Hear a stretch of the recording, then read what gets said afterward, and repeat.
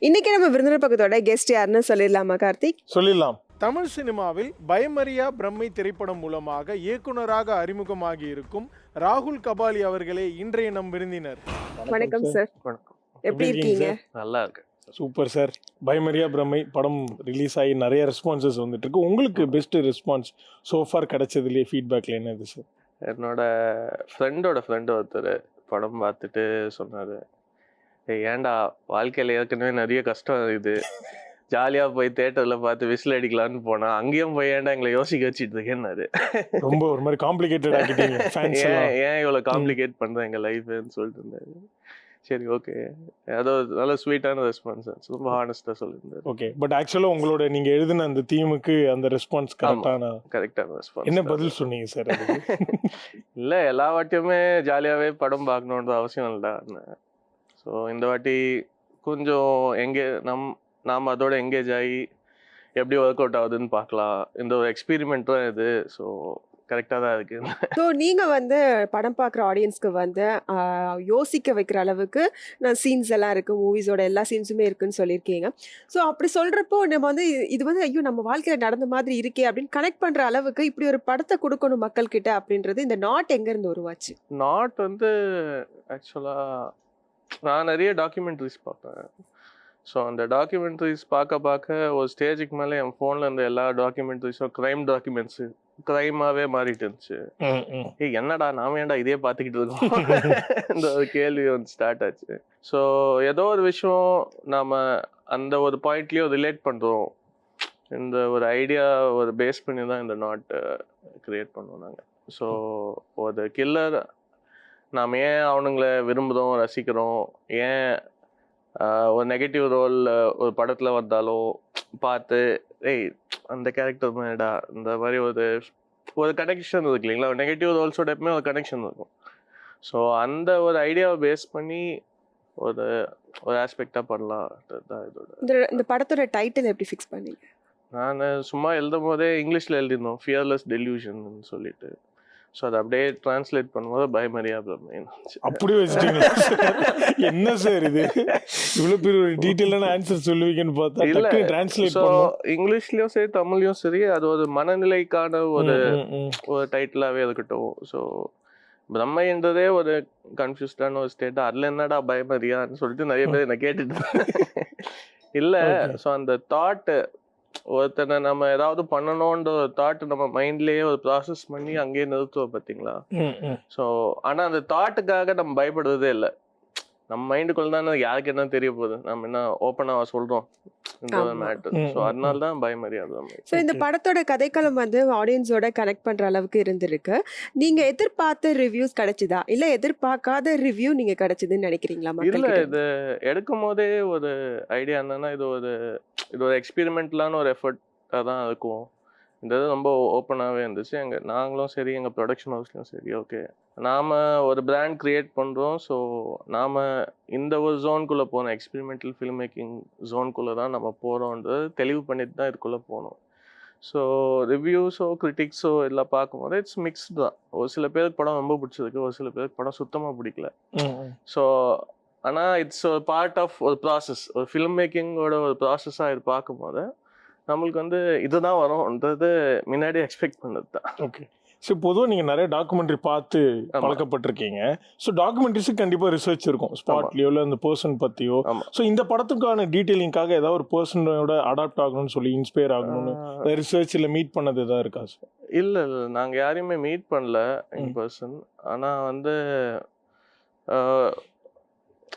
Confessions of ஐஸ்மேன்னு சொல்லிட்டு ஒரு documentary, அதில் இருக்கிற ஒரு பர்சன் தான் மேஜராக நாங்கள் ரிசர்ச் பண்ணது. அதுக்கப்புறமா இந்த டெட் பண்டி கேசஸ், அதுக்கப்புறமா ஒரு சில சைக்கோ கில்லர்ஸ், அவங்களது ஜெஃப்ரி டாமர். ஸோ அந்த மாதிரி இதை முடிஞ்ச அளவுக்கு என்ன மெட்டீரியல்ஸ் இருக்கோ அதை வச்சு தான் பார்த்தோம். நாம் அந்த ஒரு ஜோனுக்குள்ளே நம்ம நகரல படத்தில். நம்ம ஒரு சைக்கோ கில்லர் இந்த ஒரு ஜோனுக்குள்ளே நகரல. நாம் என்ன நகர்ந்துருக்கோன்னா, இவன் ஒரு கொலைகாரன், இவனோட வேலை கொலை பண்ணுறது, ஒரு அசாசின் மாதிரி. அவன் அதை பிடிச்சி பண்ணுறான்,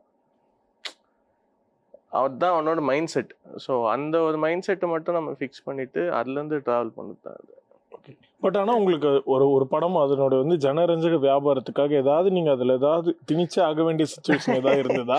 இல்ல நீங்க உங்களுடைய ஜோன் ஓகே இல்ல எதுவா இருந்தாலும் இது நாங்க ஜனரஞ்சத்துக்கான விஷயங்கள் நாங்க எதுவும் திணிக்கல இந்த படத்துல. சோ அதுல வந்து ஸ்டப்பனா இருந்துட்டீங்க. எதுவுமே வேணாம். பிளைனா இப்படிதான் எடுக்கணும் எல்லாம் அப்படின்னு. திட்டினானுங்க. ஆனா இல்ல இது சரி, நான் கேட்கதான் சார் கேட்டேன். இல்ல சி எனக்கு புரியுது. ம். படம் பார்க்குறவங்க வந்து அந்த ஒரு என்டர்டெயின்மெண்ட் ஆஸ்பெக்டோடையும் வராங்கன்றது ரொம்ப தெளிவாகவே புரியுது. ஆனால் நாம் ஒரு எக்ஸ்பெரிமெண்ட்டுன்னு நம்ம உள்ளே போயிட்டோம் இதுக்குள்ள. இப்போ இதில் நம்ம கமர்ஷியல் வேல்யூஸ்க்காக ஒரு சில விஷயங்கள் பண்ணிட்டு இருந்தா நம்ம பண்ணுற ஒரு எக்ஸ்பெரிமெண்ட்டோட ஒரு ப்ராசஸே ஸ்டாப் ஆகிடும். ஸோ அதனால முடிஞ்ச அளவுக்கு அதை அவாய்ட் தான் பண்ணியிருக்கோம் நாங்கள். ஸோ எனக்கு என்ன, நான் ரெகுலராக ஒரு கமர்ஷியல் பேக்கேஜ்லாம் எடுத்துகிட்டு போகிறாங்க. மினிமம் கேரண்டினா ஆஸ் எ டேரக்டராகவே சேஃபு. வேற ஏதாவது ஒரு ப்ரொடியூசர் இருந்தால் அவருக்கும் அது சேஃப். இந்த படம் நீங்களே ப்ரொடியூஸ் பண்ணி டேரக்டராகவும் எக்ஸ்பெரிமெண்ட்டாக தான் இருப்பேன், ப்ரொடியூசராகவும் எக்ஸ்பெரிமெண்ட்டாக தான் பண்ணுவேன்னு சொல்லி இறங்கியிருக்கீங்களே. இந்த ஒரு ஸ்டப்பன்னஸ் எப்படி சார் வந்தது? ஸ்டப்பன்னஸ் எப்படி வந்ததுன்னு சொல்ல முடியல. ஆனால் பிஸ்னஸ் ரீதியாக பார்த்தோன்னா, ஒரு ப்ரொடியூசராக நான் பேசுவேன், பிஸ்னஸ் ரீதியாக பார்த்தோன்னா எங்களுக்கு தெரியும் இது வந்து இந்த ஒரு ஸ்பாட்டில் தேட்டரிக்கலுக்கு ரெகுலர் மக்களுக்கு இதை எடுத்துகிட்டு போய் சேர்க்கறது ரொம்ப கஷ்டம். இந்த ஒரு பாயிண்ட் எங்களுக்கு முன்னாடியே தெரியும். ஸோ அதனால நாங்கள் இந்த ஃபெஸ்டிவல் ரவுட் போயிருந்தோம். ஸோ ஃபெஸ்டிவல்ஸில் நல்ல ரெஸ்பான்ஸ் இருந்துச்சு எங்களுக்கு. ஆல்மோஸ்ட் ஒரு 6 அவார்ட்ஸ் கிட்ட வின் பண்ணியிருந்தோம். கேன்ஸ்லேயும் மார்க்கெட் ஸ்க்ரீனிங் நாங்கள் பண்ணியிருந்தோம். ஸோ அங்கேயே எங்களுக்கு தேவையான அளவுக்கான பிஸ்னஸ் ஓப்பனிங்ஸ் அங்கேயே ஸ்டார்ட் ஆயிடுச்சு எங்களுக்கு. ஸோ அது ஸ்டார்ட் ஆனோன்னு தான் இங்கே தமிழ்நாட்டுக்கான பிஸ்னஸ்குள்ளேயே நாங்கள் உள்ளே வந்தோம். ஸோ நாங்கள் ஓரளவுக்கு ஒரு பாயிண்டில் சேஃப் பண்ணிட்டு தான் இதுக்குள்ளே வந்தோம். ஸோ வித்தியாசமான படங்களை எடுக்கணுன்றதுக்காக இங்கேயே அப்படியே லாக் ஆகிறோன்றது தெரியல. அது எப்படி அவங்க யோசிக்கிறாங்கன்னு எனக்கு தெரியல. ஆனால் ஸ்கோப்ஸ் நிறைய இருக்குது. ஸோ நம்ம இந்த மாதிரி ஒரு எக்ஸ்பெரிமெண்டலான ஒரு விஷயங்கள் போகும்போது இதோட எக்ஸ்பேன்ஷன் நிறைய இருக்குது. ஸோ ஃப்ரான்ஸில் கூடிய சீக்கிரம் ரிலீஸ் ஆக போகுது படம். ஸோ இந்த மாதிரி ஆப்பர்ச்சுனிட்டிஸ் எல்லாமே வந்து ஒரு ரெகுலர் கமர்ஷியல் பேக்கேஜ்க்கு நம்மளுக்கு ஓப்பன் அப் ஆகாது. ஸோ நாம் சினிமா பண்ணுறோன்னா ஒரு உலகத்தரமான ஒரு சினிமா. ஸோ எல்லாருக்குமே போய் சேரணும், எல்லாருமே பார்க்கணும்ன்றது தான் இன்டென்ஷன். இல்லை தமிழ் ஆடியன்ஸ் மட்டும்தான் பார்க்கணும், இல்லை தெலுங்கு ஆடியன்ஸ் மட்டும்தான் பார்க்கணும், இல்லை பேன் இண்டியா மட்டும்தான் பார்க்கணுன்றது நம்ம இன்டென்ஷன் கிடையாது. ஸோ இது ஆல்மோஸ்ட் யார் உலகத்தில் யார் எடுத்து பார்த்தாலும் ஏதாவது ஒரு பாயிண்டில் they will be like, okay, this is something different. So அந்த ஒரு ஆஸ்பெக்ட் வச்சு we were able to do a little bit of business. So ஒரு ப்ரொடியூசராக அந்த ஒரு பாயிண்ட்ல I am very happy. Super sir. இந்த படத்துல ஆக்டர் கிஷோர் அவர்கள் நடிக்கிறதா கேள்விப்பட்டோம் நாங்க. எப்படி மாறிச்சு, அதை பத்தி சொல்லுங்க. ஆக்சுவலாக என்ன ஆச்சுன்னா ஸ்கெடியூல்ஸ் ரொம்ப டைட்டாக போயிட்டு இருந்துச்சு எங்களுக்கு. ஸோ நான் கிஷோருக்கு கால் பண்ணி ஸ்கிரிப்ட் அவர் கேட்டிருந்தார், நான் அமுச்சு விட்டேன். ஸோ அவரும் ரீச் பேக் பண்ணுறதுனாரு. ஆனால் ஸ்கெடியூல் ரொம்ப டைட்டாக இருந்ததுனால நாங்கள் வினோத் சாகர் வச்சு போகிற சுச்சுவேஷன் ஆயிடுச்சு. எல்லாத்தையும் முடிச்சிட்டோன்னு தான் அவர் கால் பண்ணார். நான் ஐ லைக் த ஸ்கிரிப்ட், நான் வரலான்னு இருக்கேன்னு. ஸோ அந்த இடத்துல நான் ஒரு ப்ரொடியூசராக ஒரு கால் எடுத்துருக்கணும், ஆனால் எடுக்கல. வெயிட் பண்ணி இருந்திருக்கணும்ன்றீங்களா? ஆக்சுவலாக அந்த மாதிரி பண்ணியிருந்துருக்கணும். ஆனால் இது இங்கதான் அனுபவம் இல்லாத விஷயங்கள் வந்து லைட்டா ஈடுபட்டு. ஆனா Vinod Sagar has done a good job. So ரொம்ப டீசெண்டா தான் அவர் பண்ணியிருந்தார். சூப்பர். லைக் நீங்க அவர்கிட்ட இருந்து வாங்க அந்த ஆக்டிங் ப்ராசஸ் பத்தி சொல்லுங்க. ஏன்னா அவரோட இமேஜ் ஒரு சிலது இருக்கு, வெளியில அவர் ஒரு ரோல் கொடுத்தா அப்படி பண்ணுவார். ஃபார் எக்ஸாம்பிள் அவர் எல்லாருக்கும் ராட்சசன் வினோத் சாகரா தெரியும். ஸோ இதுக்கு அடாப்ட் பண்றப்போ இந்த யூனிவர்ஸ்குள்ள பண்றப்போ எனக்கு எப்பவுமே வந்து ஒருத்தர் ரெகுலராக நெகட்டிவ் ரோல்ஸ் பண்ணிட்டு இருக்காருன்னா அவர் கூப்பிட்டு ஒரு பாசிட்டிவ் ரோல் கொடுக்குறது எனக்கு ரொம்ப பிடிக்கும். அதே மாதிரி ஒருத்தர் ரொம்ப பாசிட்டிவாக அப்ராணியான ரோல்ஸே பண்ணிக்கிட்டு இருக்காருன்னா அவர் தூக்கி ரொம்ப ஒரு அக்ரெசிவான ஒரு விஷயத்துக்குள்ளே போடுறது எனக்கு ரொம்ப பிடிக்கும். ஸோ அந்த மாதிரி தான் நான் வினோத் சாகரையும் பார்த்தேன். நான் அவர் எப்போவுமே அந்த ஒரு ஸ்டீரியோ டைப்டான ரோல்ஸே காஸ்ட் பண்ணிட்டு இருந்தாங்க. ஸோ இதுக்குள்ளே வரும்போது அவருக்கு ஒரு அண்டர்ஸ்டாண்டிங் இருந்துச்சு. ஸோ அவரை கரெக்டாக ஸ்டெப் பை ஸ்டெப்பாக ஒரு 4-5 டேக்ஸ்க்கு அப்புறமா இல்லை இதுதான் டெம்போ, இதுதான் ஜோன் இன்னும் அவருக்கு செட் பண்ணி அதுலேருந்து ப்ராசஸ் பண்ணுறது தான். ஓகே. அஸ் அ டேரக்டராக இந்த படம் வந்து உங்களுக்கு ஃபர்ஸ்ட் மூவி. இந்த படத்தில் வந்துட்டு சிங்க் சவுண்ட் எப்படி வந்து சேலஞ்சிங்காக இருந்துச்சு அதை பண்ணுறதுக்கு உங்களுக்கு? ஆக்சுவலாக ஃபஸ்ட்டு 1 டே மட்டும்தான் சிங்க் சவுண்டில் எப்பவுமே சேலஞ்ச். ஃபஸ்ட் டேயில் உங்களோட செட்டில் இருக்கவங்க எல்லாருமே இந்த ப்ராசஸ் என்னன்ற அண்டர்ஸ்டாண்ட் பண்ணிக்கிட்டாங்கனாவே அவங்களே அந்த டிசிப்ளின்குள்ளே வந்துடுவாங்க. ஸோ அது ஒரு பெரிய சேலஞ்சாக இருக்குது. என்ன சடனாக எங்கே இருந்தாவது ஒரு காக்கா கத்தும், குருவி கத்தும், பெரிய டயலாக் செஷன்ஸ் நடுவில், இல்லைன்னா ஏதாவது ஒரு புல்லட் வண்டி எங்கேருந்தாவது பாஸ் ஆகும். ஸோ அந்த மாதிரி விஷயங்கள் வரும்போது அது அங்கே ஒர்க் அவுட் பண்ண முடியாது. ஒரு சிலது போஸ்ட்டில் நம்மளால் ஃபில்டர் பண்ண முடியும், ஒரு சிலது பண்ண முடியாது. ஸோ அதுதான் ஒரு ப்ராசஸ். என்ன ஒரு பியூட்டி, சிங்க் சவுண்டோட பியூட்டி என்னன்னா, அது வந்து ஒரு ஒரு நல்ல ஒரு அமைதியான ஒரு என்வாயன்மெண்ட் கிரியேட் பண்ணி கொடுக்கும். அந்த என்வாயன்மெண்ட் வந்து not just technical team, DOPs ஆகட்டும் இல்லை மற்ற டிபார்ட்மெண்ட்ஸ் ஆகட்டும், அவங்களுக்கு மட்டும் இல்லாமல் ஆக்டர்ஸ்க்கு வந்து ஒரு ஸ்பேஸ் ஒன்று கிரியேட் பண்ணி கொடுக்கும், ஃபோக்கஸ்டாக ஒர்க் பண்ணுறதுக்கு, அவங்களோட பர்ஃபார்மன்ஸை என்ஹான்ஸ் பண்ணுறதுக்கு அது பயங்கர ஹெல்ப்ஃபுல்லாக இருந்துச்சு. ஸோ அதனால தான் சிங்க் சவுண்டோடய போயிட்டோம். ஸோ இப்போ படத்துக்கு சிங்க் சவுண்ட் அப்படின்னு போகிறதுனால டப்பிங் காஸ்ட் ஏதாவது பட்ஜெட் வைஸ் கட் ஆகுமா சார், இல்லை சிங்க் சவுண்ட்னால அதிகமாகுமா? ஆக்சுவலாக ரெண்டுத்தையும் கேல்குலேட் பண்ணி பார்த்தீங்கன்னா இட்ஸ் ஆல்மோஸ்ட் வெரி சிமிலர் தான். ஓகே. ஸோ என்னன்னா உங்களுக்கு இந்த கண்ட்ரோலிங் ஒர்க் ஒன்று எக்ஸ்ட்ராவாக இருக்கும். ஸோ சவுண்ட் பவுன்சர்ஸ்ன்னு ஒரு 4-5 பேர் இருப்பானுங்க. அவனுங்க தான் போயிட்டு சுற்றி எல்லாரையுமே அமைதியாங்க ஓகே சொல்லிட்டு, ஸோ அவங்களுக்கான செலவு மட்டும்தான் கொஞ்சம் எக்ஸ்ட்ராவாக இருக்கும். தவிர ஆல்மோஸ்ட் கம்பேர் பண்ணி பார்த்தீங்கன்னா ஒரு டப்பிங் ஸ்டுடியோவில் நம்ம உட்காந்து ஒரு 50 days 200 days போகும் டப்பிங் ஸ்டுடியோ உட்காந்தோன்னா ப்ராப்பராக இது பண்ணோன்னா. ஸோ அதே காஸ்ட்டை இது பண்ணோன்னா இது ஆல்மோஸ்ட் சிம்லர் தான், ரொம்ப பெரிய டிஃப்ரென்ஸ் கிடையாது. ஓகே. ஸோ இதுக்கு முன்னாடி வந்து லைக் எக்ஸாம்பிள் டக்கு ஞாபகம் வர படம் ஒரு சில இப்போ ஹேராமா இருக்கட்டும், ஆயுத எழுத்து, ஸோ டைரக்டர்ஸ் கமல் சாரும் மணிரத்னம் சார் அங்கங்கே யூஸ் பண்ணியிருக்காங்க. இடையில டப்பிங் வரும், திரும்ப ஒரு விருமாண்டிலையும் வரும், அந்த விருமாண்டிலையும். ஸோ அப்படி இருக்கிறப்போ அந்த ஒரு டிஃப்ரென்ஸ் கூட அங்கங்கே மேட்ச் ஆகிக்கும். பட் இதனுடைய லைக் நீங்கள் இதுதான் ஸ்ட்ராங்காக போகிறோம், பட் அவங்களுக்கு அந்த தியேட்டர் எக்ஸ்பீரியன்ஸ் கிடச்சிடுன்ற ஒரு நம்பிக்கை எங்கே சார் இருந்தது உங்களுக்கு?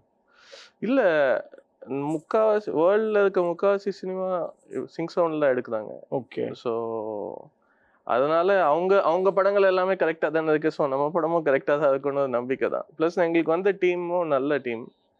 எங்களுக்கு இருக்கிற மிக்சிங் இன்ஜினியரும் இல்லைன்னா இந்த கிளீனப்ஸ் பண்ணுவாங்க டயலாக்ஸை, ஸோ அவங்களும் ரொம்ப நல்ல டீம். ஸோ அவங்க நிறைய ஹாலிவுட் படங்கள்லாம் பண்ணிட்டு இருக்காங்க. இங்கே தான் இருக்காங்க, சென்னையில் தான் இருக்காங்க. என்ன சார் சொல்கிறீங்க? ஆமாம், எல்லாருமே இங்கே தான் இருக்காங்க. இங்கேருந்து தான் நிறைய வேலை போகுது. சவுண்டு, இந்த கிளீனப், மிக்சிங் எல்லாமே வந்து நிறைய சென்னையில் தான் நடக்குது. இது பயங்கர பெருமையா இருக்கே சார். ஸோ அதே மாதிரி உங்க படத்துல ஒரு ஸ்லோப்ல வந்து கார் சீக்வன்ஸ் போறப்போ வந்து யாரா இந்த டீம் அப்படின்ற மாதிரி எல்லாருமே ஆச்சரியமா பார்த்தாங்களே, அந்த இன்சிடென்ட் பத்தி சொல்லுங்க. ஐயோ, என்னன்னா எங்களது ரொம்ப சின்ன பட்ஜெட் இல்லைங்களா, இருக்கிறத வச்சு அப்படியே ஓட்டிக்கிட்டு இருக்கிறது தான் இது. ஸோ காருக்கு ஒரு ஸ்பேர் பேட்டரி வச்சுட்டு அந்த ஸ்பேர் பேட்டரி வந்து தீர்ந்து போயிடுச்சு. ஸோ தீர்ந்து போனோடனே கார் கரெக்டாக ஒரு பாயிண்டில் போய் ஸ்டாப் ஆகணும். ஸ்டாப் ஆனோடனே சீன் அப்படியே கன்டினியூ ஆகும். ஒரு 4-5 minutesக்கு அந்த சீன் அப்படியே கன்டினியூ ஆகும். ஸோ பேட்டரி தீர்ந்து போனதுனால கார் ஸ்டார்ட் பண்ண முடியல. அதனால் நான் உள்ள கேமரா இருக்கும், காருக்குள்ளே கேமரா இருக்கும், நான், டிஓபி, சோமு, விஸ்வாந்த் இவங்க எல்லாமே அப்படியே காரை தள்ளிக்கிட்டே வந்து அப்படியே ரன்னிங்லேயே உள்ளே உட்காந்து அப்படியே அங்கேயே ஸ்டார்ட் ஆகுது ஆக்ஷன். கார் உள்ளே ஆக்ஷன் ஸ்டார்ட் ஆகுது, அங்கேருந்து அப்படியே அந்த சீன் கன்டினியூ ஆகுது. அதை பார்க்கும் போது அந்த போலீஸ் கேரக்டர் ஒருத்தர் வெளியிலேருந்து அவர் பார்த்து அப்படியே டேய் யாடா நீங்கன்ற மாதிரி ஃபீல் ஆகிட்டாரு. அவருக்கு ஒரு நிமிஷம் என்ன பண்ணணும்னு தெரியல. நாங்களா ஐயோ என்னாச்சு, அடுத்து நம்ம சீன் எடுக்க போறாங்க, மறுபடியும் போங்கடா தள்ளுங்கடா. அவர் சொன்னார் சாரி சார், நாங்கள் ஒரு மாதிரி ஆயிடுச்சு எங்களுக்கு பார்க்கறதுக்குன்னு சொன்னாங்க. சரி பரவாயில்ல, இந்த வாட்டி நடிச்சிடுங்க. ஓகே. சோ பட் அதோட அவுட் பாக்குறப்போ அப்படி ஆமா உங்களுக்கு ஒரு மாதிரி சாட்டிஸ்ஃபைங்கா ரொம்ப பிடிச்ச ஷாட்டே அதுதான் படத்துல. ஸோ நீங்க பாருங்க, ரொம்ப சோமு நல்லா பெர்ஃபார்ம் பண்ணிருப்பாரு அந்த ஷாட். சோ இந்த படத்துல யாரோட பெர்ஃபார்மன்ஸ் உங்களுக்கு ரொம்ப பிடிச்சது? குரு சோமசுந்தரம். ஜாக் ராபின்னு ஒரு பையன் இருப்பான். அவனுக்கு டயலாகே கிடையாது, ஆனா அவன் கன்வே பண்ணோன்ற விஷயங்கள் ரொம்ப தெளிவாகவே கன்வே இருக்கும். ஹரிஷ் உத்தமன் யாரும் அந்த ரோல்லாம் யாரும் பண்ணவே மாட்டாங்க. ஹரிஷ் வந்து பண்ணது எனக்கு ஒரு பெரிய ப்ளஸ்ஸாக இருந்துச்சு.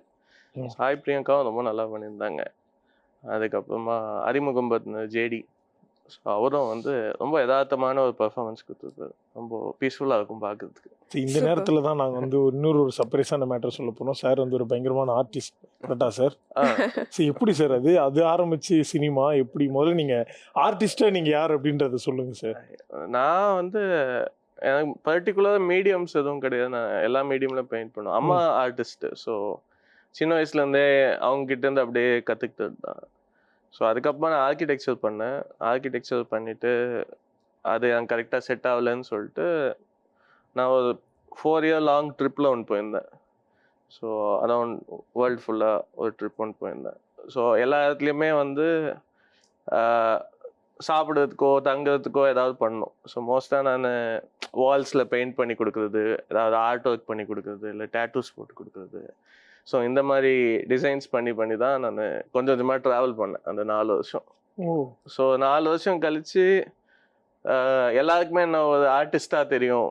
ஸோ ராகுல் யாருன்னா அவன் ஒரு ஆர்டிஸ்ட்னு சொல்லுவாங்க. ஸோ அதனால ஓகே இதே என் ப்ரொஃபஷனாக வச்சுக்கலாம்னு சொல்லிட்டு அப்படியே அந்த ஃப்ளோவில் அப்படியே ஒரு ஆர்டிஸ்டாகவே இது பண்ணிக்கிட்டேன்.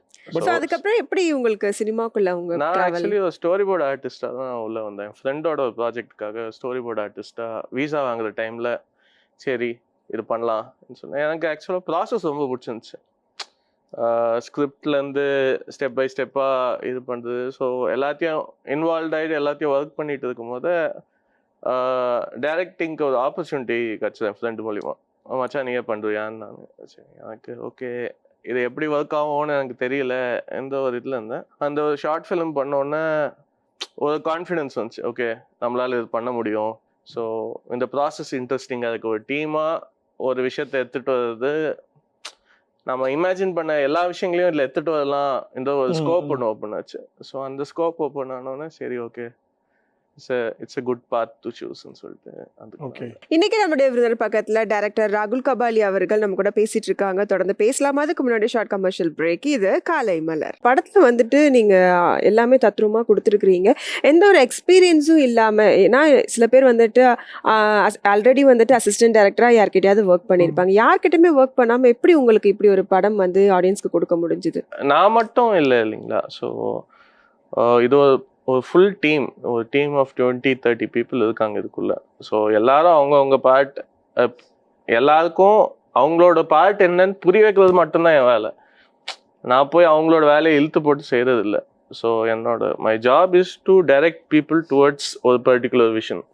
ஸோ எல்லாருக்கும் உங்களோட வேலை இது, எனக்கு இந்த மாதிரி வேணும்னு சொல்லிட்டு ஒருத்தங்களுக்கும் புரிய வைக்கிறது அவ்வளோ கஷ்டமாக எனக்கு தோணலை.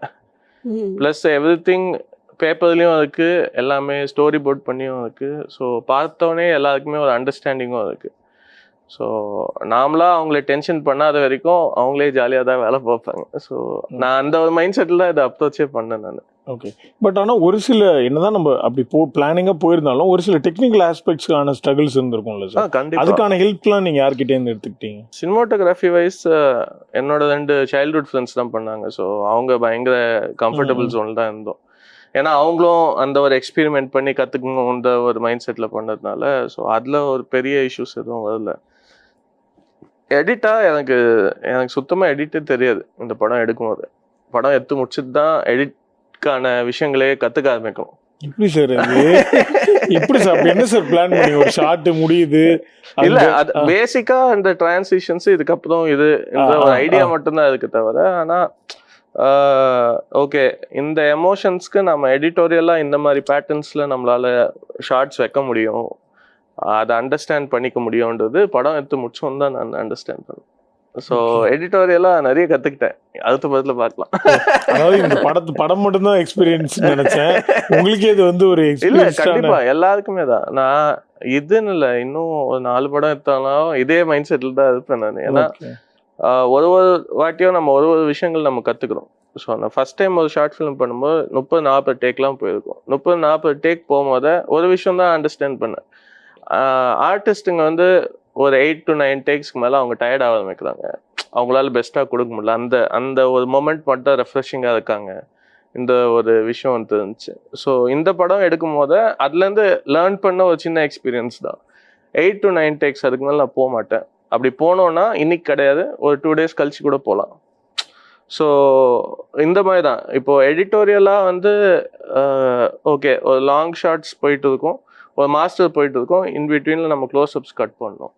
ஸோ என்ன மாதிரி ஆங்கிள்ஸில் என்ன மாதிரி கட் பண்ணால் அந்த எமோஷன்ஸ் கரெக்டாக இருக்கும்ன்றது இந்த படத்தில் தான் நான் கற்றுக்கிட்டேன்.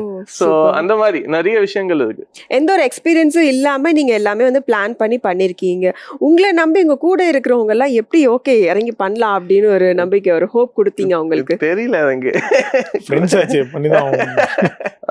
எனக்கு என்னன்னா அவங்க எத்தனை டவுட்ஸ் கேட்டாலும் நான் முடிஞ்ச அளவுக்கு நான் கிளாரிஃபை பண்ண பார்ப்பேன். என்னால் என்ன முடிஞ்ச அளவு எனக்கு இருக்க அண்டர்ஸ்டாண்டிங்கில் அவங்கள எக்ஸ்பிளைன் பண்ணுவேன்.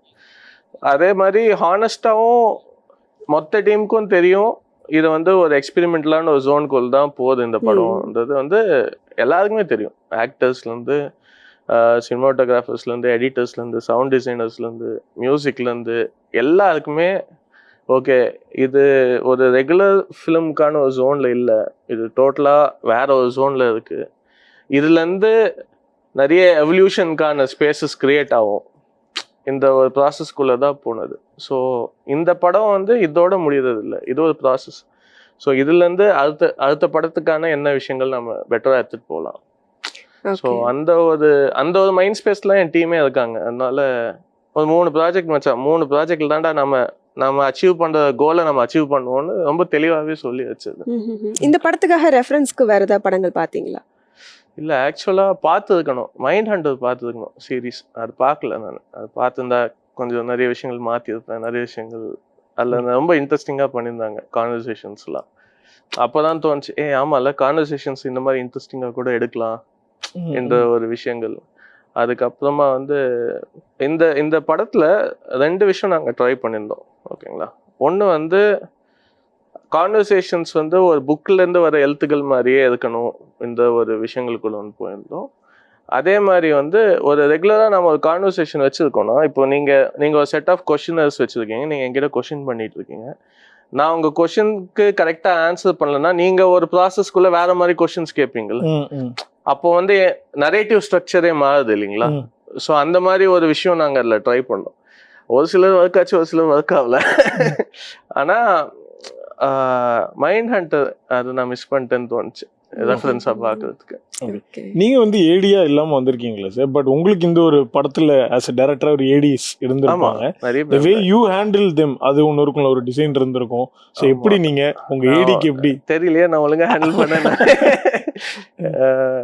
நிறைய எனக்கு மோஸ்டா கோர் டீம், டைரக்ஷன் டீம் பார்த்தீங்கன்னா ஒரு கோ டைரக்டர், ஒரு அசோசியேட், அதுக்குமா செகண்டரி அசோசியேட்ஸ், அதுக்கப்புறமா அந்த செட் டைமில் அசிஸ்ட் பண்ணுற ஒரு டீம். நான் ஃபஸ்ட் டே நல்லா ஞாபகம் இருக்குது, எல்லாரையும் கூப்பிட்டு வச்சு, யாரையுமே கத்தக்கூடாது, யாரையுமே திட்டக்கூடாது, எதுவாக இருந்தாலும் காமாக கரெக்டாக ஹேண்டில் பண்ணணும், எல்லாரையுமே ரெஸ்பெக்டோட ஹேண்டில் பண்ணணும் இன்னும் சொல்லிட்டு போய் உக்காந்தோடனே என் வாயிலேருந்து அப்படியே வருது. நீங்களா? நானு அப்பதான் யோசிச்சேன், ஐயோ அவங்க அப்படியே பாக்குறாங்க, இன்னும் இப்பதானே சொன்னாங்க யாரையுமே திட்டக்கூடாதுன்னு. அது அந்த ஃபர்ஸ்ட் டே அந்த சவுண்டுக்கான விஷயங்கள் யாடாது சத்தம் படுது சொல்லிட்டு மைக்ல பிடிச்சி கத்திக்கிட்டு இருக்கோம். அப்பதான் புரிஞ்சு அவங்களுக்கு, ஆஹா ரைட்டு. அவங்க ஆனா நிறைய ஒர்க் பண்ணாங்க.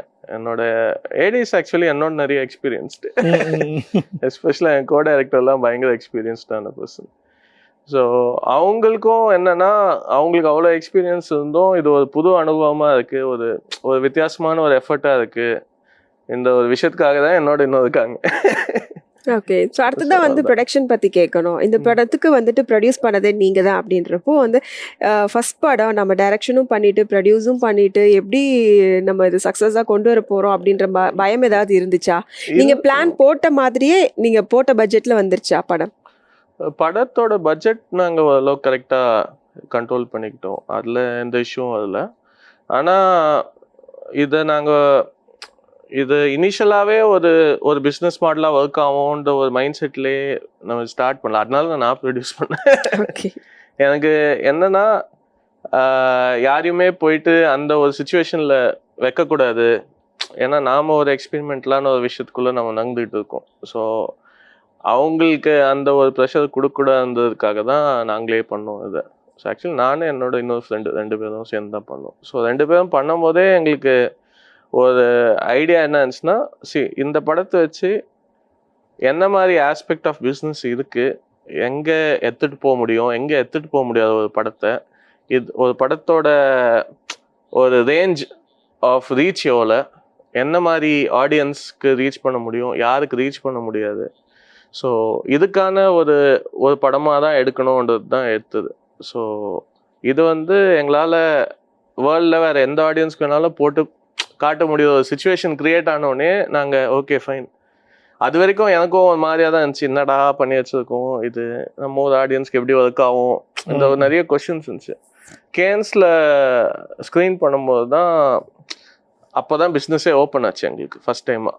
ஓகே, ஸோ நாங்கள் இந்த டிஸ்ட்ரிபியூஷன், ஃப்ரான்ஸ் டிஸ்ட்ரிபியூஷன் வாங்கிறதுக்கு வந்தாங்க, யூகே ரைட்ஸ் வாங்க வந்தாங்க. ஸோ இதெல்லாம் வரும்போது ஓகே, பிஸ்னஸ் மட்டும் நம்ம ஊரில் மட்டும் கிடையாது, எல்லா இடமும் இருக்குது. ஆனால் அதுக்கேற்ற படங்களாக நம்ம எடுத்துகிட்டு போய் கொடுத்தோன்னா we can do this என்ற மாதிரி இருக்கும். நாட் ஒரு பைக்கர் ஸ்கேல் ஆஃப் ப்ராஃபிட் அந்த மாதிரி ஒரு இது இல்லைனாலும் at least you can safeguard your investment என்ற ஒரு விஷயங்களுக்குள்ள. ஓகே, ஸோ இன்னொரு பக்கம் நீங்கள் ட்ராவல் நிறையா பண்ணியிருக்கீங்களே சார், கண்டிப்பாக நீங்கள் போகிற இடங்களில் கதைகள்லாம் நிறையா உங்களுக்கு தோணியிருக்கும், இல்லை பார்த்துருப்பீங்க, அங்கே தான் நடந்திருக்கும். அப்படி ஏதாவது தமிழ் சினிமாக்கு கதைகள்லாம் கடத்திட்டு வந்திருக்கீங்களா சார், ஏதாவது எடுக்கணும் அப்படின்னு? அப்படி இல்லை, ஆக்சுவலாக ட்ராவலில் முக்கால்வாசி படங்கள்லையும் சரி இல்லை வேறு என்ன மாதிரி டிபிக்ட் பண்ணாலும் ரொம்ப தவறாக தான் டிபிக்ட் பண்ணியிருக்காங்க. இவங்க நினைக்கிற மாதிரி அப்படியே போனோம், மலையை பார்த்தோம், அப்படியே ஃபீல் ஆயிடுச்சு, அப்படியே அந்த ஒரு ஜோனுக்குள்ளே போவோம். அது ஒரு மொமெண்ட் தான், அதுக்கு பின்னாடி நிறைய விஷயங்கள் இருக்கு. எனக்கு அதெல்லாம் காட்டி ஒரு படமாக காட்டணுன்றதுல ரொம்ப இன்ட்ரெஸ்ட் இருக்கு. நான் ட்ராவல் பண்ண விஷயம், நான் எக்ஸ்பீரியன்ஸ் பண்ண விஷயங்கள். ஸோ காசுலனா என்ன பண்ணுவோம், ஸோ என்ன மாதிரி வேலைகளுக்குள்ளே போவோம், ஸோ அங்கே எதெல்லாம் கரெக்டான வேலைகள், எதெல்லாம் கரெக்டான வேலைகள் இல்லை. ஆக்சுவலாக ட்ராவல் பண்ணும்போது டூரிஸ்ட் பாஸ்போர்ட்டில் போகணும், நாம் போயிட்டு அங்கே போய் வேலைலாம் பார்க்க முடியாது. இது வந்து ஜஸ்ட் ஒரு சைடு ஹசில் மாதிரி தான், ஒரு ஹசில் பண்ணிவிட்டு டு ஸ்டே கொஞ்சம் லாங்கராக. இப்போ எக்ஸாம்பிள் நான் ஒரு ஹாஸ்டலில் இருக்கேன். ஸோ அந்த ஹாஸ்டலில் இருக்கும் போது அந்த ஹாஸ்டலில் மேபி நான் பிரேக்ஃபாஸ்ட் எல்லாருக்கும் சமைச்சு கொடுத்தேன்னா அங்கே ஃப்ரீ அகாமடேஷன் கிடைக்கும். ஸோ அந்த மாதிரி தான். ஸோ இவங்க காட்டுற மாதிரி ட்ராவல் உண்மையாகவே கிடையாது. ஒரு ஹார்ட் கோராக ட்ராவல் பண்ணுறோன்னா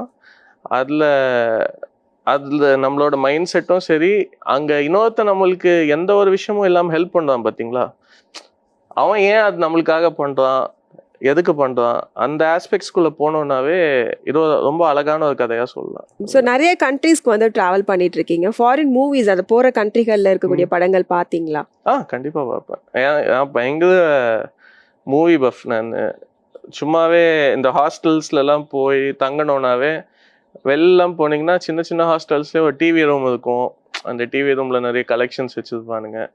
ஸோ நான் அங்கே அப்படியே வேலை பார்த்துட்டு ஒரு டெய்லி ஒரு 2 படம் பார்க்கணும், அந்த மாதிரி ஒரு இன்டென்ஷனோட தான் அங்கேயும் சுற்றிக்கிட்டு இருப்பேன். ஸோ அந்த மாதிரி நிறைய படம் பார்த்துருக்கேன். அந்த பார்த்த படங்கள்ல இருந்து நம்ம படத்தில் ஏதாவது சீன்ஸ் எடுத்து வச்சிங்களா? இது டோட்டலாகவே இது ஒரு வேற ஒரு சைட் ஆஃப் திங்ஸ்குள்ளே நம்ம போயிருக்கோம். ஸோ நாம் முடிஞ்ச அளவுக்கு இந்த மாதிரி விஷயங்கள் எதுவுமே நான் அதில் இன்கார்பரேட் பண்ணல. ஓகே, ஏதாவது மியூசிக் வைஸ் சார், ஏதாவது மியூசிக்லாம் அங்கே பார்த்துருப்போம், அங்கே வேற ஒரு பேட்டர்னில் இருந்திருக்கும், இது நமக்கு அடாப்ட் பண்ணிக்கிட்டா நல்லா இருக்கும்னு சொல்லி ஏதாவது பிக் பண்ணி வச்சிருக்கீங்களா? அதாவது மியூசிக் இந்த பாலினீஸ் மியூசிக் எனக்கு ரொம்ப பிடிக்கும். அது ஆக்சுவலாக நம்மளோட லோக்கல் மியூசிக்கோட பயங்கரமாக பிளெண்ட் ஆகும். நானும் என் மியூசிக் டைரக்டர் கேவும் நிறைய டிஸ்கஸ் பண்ணுவோம் மியூசிக்ஸ் பற்றி. ஸோ அவர் தான் the full knowledge of music. எனக்கு அவ்வளோ, நான் பாட்டு கூட கேட்க மாட்டேன், சும்மாவே நான் சும்மா கூட இருப்ப பாட்டு கேட்க மாட்டேன், சுத்தமாக எந்த சாங்ஸும் கேட்க மாட்டேன் நான். ஸோ ஆனால் அவர் தான் ஏதாவது ரெஃபரன்சஸ் பார்ப்பாரு, ஏதாவது அமைச்சிருப்பாரு, சவுண்ட்ஸ்லேருந்து மியூசிக்ஸ் என்ன மாதிரி இருக்குது. ஸோ ஆக்சுவலாக நம்மளுக்கு பயங்கரமாக ரிலேட் ஆகிறது வந்து southern Indonesia, Balinese, Javanese music, அதெல்லாம் வந்து செம்மையா நம்மளுக்கு தமிழ் ஆடியன்ஸ்க்கு சூப்பராக கனெக்ட் ஓகே ஆகும். அது ஏதாவது இதுல இருக்கா சார் பயமரியா இல்ல படம் இல்ல ஏதாவது இல்ல, அது எதுவும் அது இல்லை எதுவும் எனக்கு என்ன கே தானே சார் K தான். எனக்கு ரொம்ப நாள் கழிச்சு சோஷியல் மீடியா மீம்ஸ்லாம் போட்டுட்டு இருக்காங்க முகமூடிக்கு அப்புறமா அவர் வந்து எங்க போனாரு என்ன ஆனாருன்னே தெரியல யாராவது கண்டா வர சொல்லுங்க எல்லாம் போஸ்ட் போட்டாங்க. ஸோ அவர் எங்க பிடிச்சிங்க அவர் எப்படி அடாப்ட் பண்ணிட்டீங்க இந்த படத்துக்கு? ஆக்சுவலா அவர் ஃபர்ஸ்ட் ஒத்துப்பாதான்னு எனக்கு நிறைய டவுட்ஸ் இருந்துச்சு. ஏன்னா நாங்க ஃபுல்லா வேற ஒரு ஜோன்ல போயிட்டு இருக்கோம். ஸோ என்னோட sound recordist, sync sound recordist லெனின்னு சொல்லிட்டு அவர் தான் வந்து நீ கேவை மீட் பண்ணேன்னாரு. சரின்னு சொல்லிட்டு என் ஃப்ரெண்டு தான் நம்பர் கொடுத்தான். சரி அவர் போனோம், மீட் பண்ணோன்னா படம் பார்க்கணுன்னாரு. அப்போ என்கிட்ட ரஃப் கட் இருந்துச்சு. ஸோ ரஃப் கட் போட்டு பார்த்து ஓகே நான் பண்ணுறேன்ட்டாரு. அவ்வளோதான் அவ்வளவுதான். இன்ட்ரெஸ்டிங்காக இருக்கு, ஒரு ஸ்பேஸ் இருக்கு இல்லை ஒர்க் பண்ணுறதுக்கு, இன்னொரு ஃபீல் பண்ண சரி okay. Then okay super sir. So upcoming projects பற்றி சொல்லுங்கள். அப்கமிங் ப்ராஜெக்ட்ஸ் ஒரு பொலிட்டிக்கல் ஸ்போர்ட்ஸ் ட்ராமா ஒன்று போயிட்டு இருக்கு, ஒரு MMA சப்ஜெக்ட் மாதிரி ஒன்று போயிட்டு இருக்கு. ஸோ ப்ரீ ப்ரொடக்ஷன் இருக்கு இப்போ. ஸோ அடுத்த 1 இயருக்கு அதான் நினைக்கிறேன். பட் அதுலயாவது நடிப்பீங்களா சார்? இல்ல இல்லை இல்லை ஒன்லி டிரெக்ஷன் மட்டும்தான். பட் இந்த கெட்டப் சேஞ்ச் பண்ண மாட்டீங்க? சேஞ்ச் பண்ணணும், என் ஒய்ஃப் ஒத்துப்பாலான்னு தெரியல.